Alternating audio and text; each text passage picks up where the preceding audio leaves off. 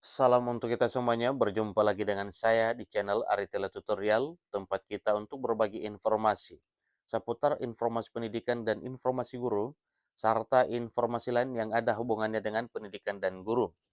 Pada pertemuan ini, saya menyapa Bapak Ibu honorer Sanair yang selalu setia melaksanakan tugas tanpa mengenal lelah. Saya yakin Bapak Ibu selalu dalam keadaan sehat walafiat. Pada pertemuan ini, ada satu informasi penting yang perlu saya bagikan kepada Bapak Ibu honorer Senair terkait dengan informasi pengangkatan honorer ini, ya, pengangkatan honorer menjadi ASN baik P3K maupun PNS.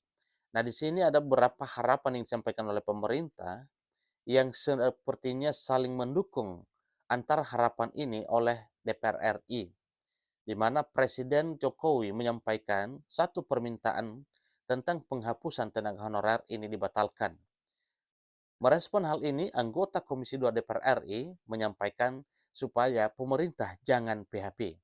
Nah, Bapak Ibu, bagaimana dan apa yang disampaikan oleh Presiden Jokowi, demikian dengan tanggapan dari Komisi 2 DPR RI, simak video ini sampai selesai, jangan ketinggalan informasi, dan bagi Bapak Ibu yang sedang menonton, demikian dengan Bapak Ibu yang mungkin baru menemukan video melalui channel ini, dukung dengan cara like dan subscribe serta komen, serta nyalakan tombol notifikasinya supaya semua informasi yang disalurkan melalui channel ini selalu update di layar Bapak Ibu.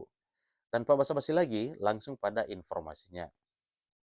Anggota Komisi 2 DPR RI, Gus Pardigaus, meminta kepada Menteri Perencanaan, Aparatur Negara dan Reformasi Birokrasi, Kemenpan RB, Abdullah Azwar Anas, supaya segera merealisasikan permintaan Presiden untuk tidak melakukan penghapusan tenaga honorer non-ASN.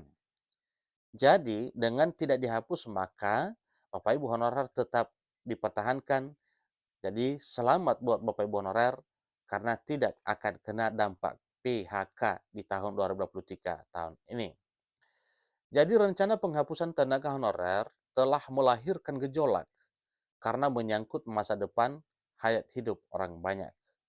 Nah, tentunya gejolak yang dimaksud ini adalah gejolak yang sifatnya mengarah ke hal negatif. Jadi untuk hal ini, maka sangat tepat apa yang diinstruksikan oleh Presiden Jokowi kepada Menpan RB supaya mencarikan jalan tengah terbaik untuk menuntaskan honorer di tanah air. Dan hal itu sudah diterapkan oleh Menpan RB dengan berbagai alternatif supaya jangan ada kecemburuan sosial dan jangan ada yang merasa tidak adil oleh karena hal tersebut. Salah satunya menyampaikan bahwa tidak ada PHK terhadap tenaga honorer, kemudian tidak ada pemotongan atau pengurangan penghasilan, dan seterusnya pemerintah merencanakan untuk peralihan status menjadi ASN. Bukannya tanpa dasar Bapak Ibu, tetapi ada dasarnya, ya, di tahun-tahun sebelumnya, demikian juga di tahun 2023 tahun ini. Karena itu, pembatalannya jangan membuat gaduh dan jangan terkesan sekedar PHP atau pemberi harapan palsu saja. Ini katanya Gus Pardigaus, anggota Komisi 2 DPR RI, kepada wartawan pada Jumat 14 April 2023. Jadi, Gus Pardigaus selaku anggota Komisi 2 DPR RI menyoroti rencana pemerintah untuk melakukan pembatalan terhadap penghapusan non-ASN ini atau tenaga honorer harus benar-benar serius dan sesegera mungkin untuk diterapkan atau dilakukan. Karena memang yang menantikan jawaban pasti dan keputusan dari pemerintah tentang pembatalan penghapusan honorer ini adalah para honorer yang jumlahnya jutaan orang.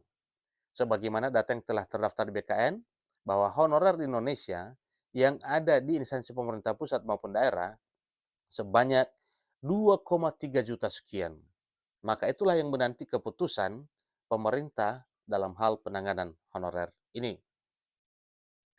Harus jelas mau dibawa kemana para non-ASN, sebagaimana yang dijanjikan oleh pemerintah.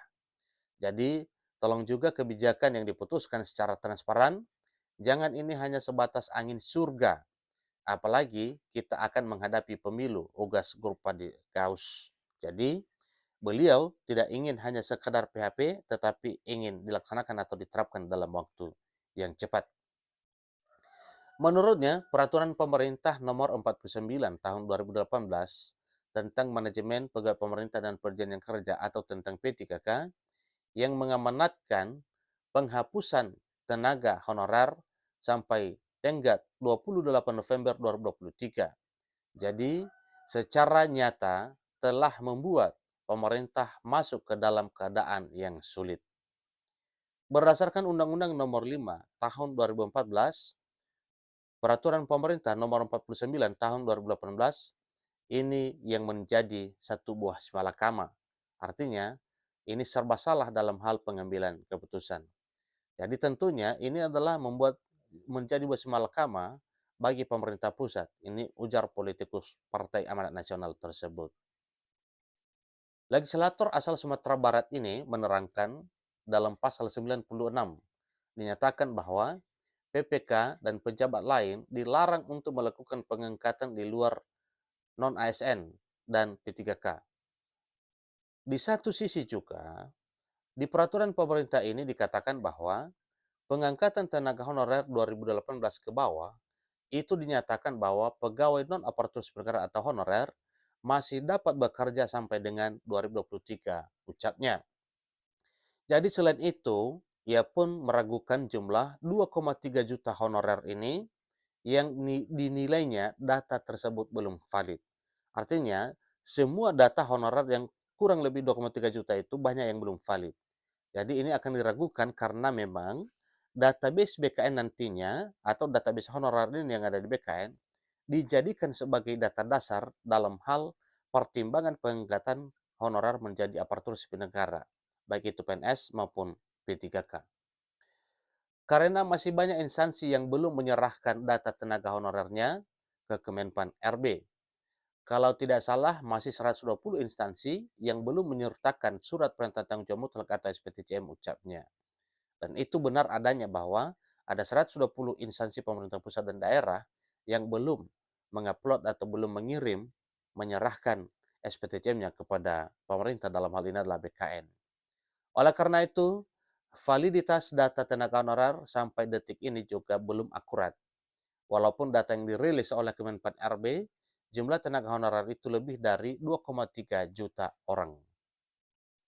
Hal ini bisa tergambar dari pernyataan Badan Kepegawaian Negara atau BKN, bahwa surat edaran dari Kemenpan RB kepada seluruh institusi, baik pemerintah pusat maupun daerah, masih banyak yang belum ditindaklanjuti dan banyak yang belum melampirkan surat pernyataan tanggung jawab mutlak atau SPTCM oleh kementerian dan lembaga serta pemerintah daerah di seluruh Indonesia. Padahal validasi data merupakan hal yang sangat penting demi menentukan arah kebijakan yang benar dalam penanganan persoalan tenaga honorer ini, pungkas anggota Badan Legislatif DPR RI tersebut. Demikian informasinya, sampai ketemu pada video berikutnya. Kurang lebih dalam paparan saya mau dimaklumi. Terima kasih.